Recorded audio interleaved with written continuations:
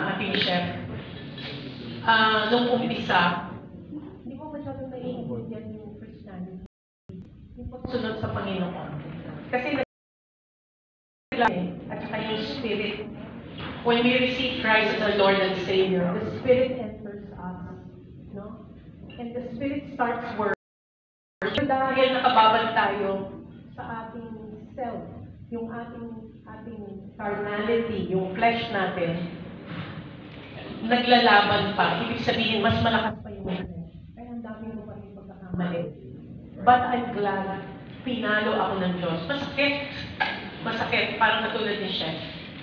Masakit, pero ngayon nagpapasalamat ako. Wow, thank you, Lord. Na-overcome ko na yun.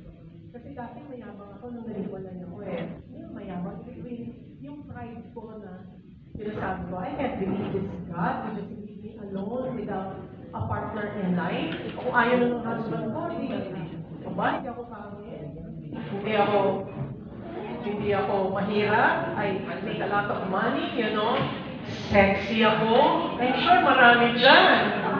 Pero alam mo, only for me to find out, it was a mistake for me. Nagkaroon pa ako ng affair. I was already a follower of Jesus. Pero takot ako. You know, because the Spirit was, speaking to my heart na maniya sa salamin niya.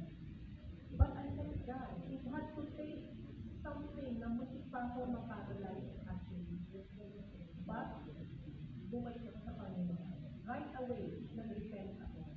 Kaya, ni-restore ako ng Panginoon. Ang mali ng tao, kapag